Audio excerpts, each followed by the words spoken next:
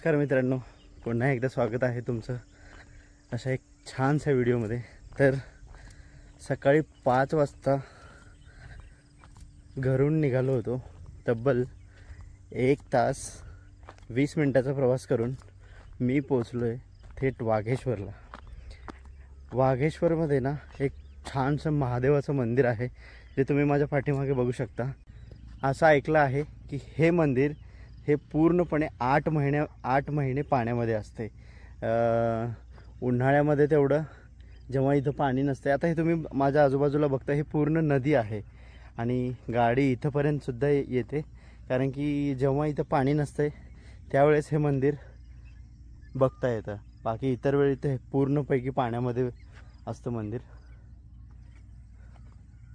खूप खूप छान वाटतं इथे येऊन। तुम्ही बघू शकता, हे दगडाने ना नंदी बनवलेला आहे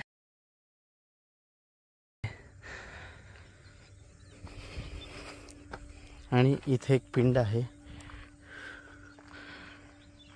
हे मंदिर, आजूबाजूचा परिसर बघा तुम्ही, एकदम इथं पूर्ण नदी आहे अशी, जे की जेव्हा इथं पूर्ण पाणी भरलेलं असतं ना त्यावेळेस हे मंदिर पूर्णपैकी पाण्यामध्ये असतं, पूर्णपैकी। आणि ज्यावेळेस पाणी नसतं त्यावेळेस लोक दर्शनाला येतात आणि कॅम्पिंगसाठी सुद्धा। तिथं पब्लिक दिसत असेल,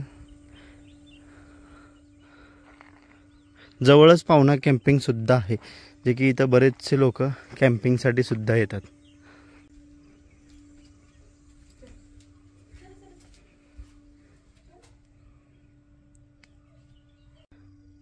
तर या मंदिराला बहुत इतके वर्ष झाले असतील तरी याच्या दगड ना एकदम मजबूत आहेत।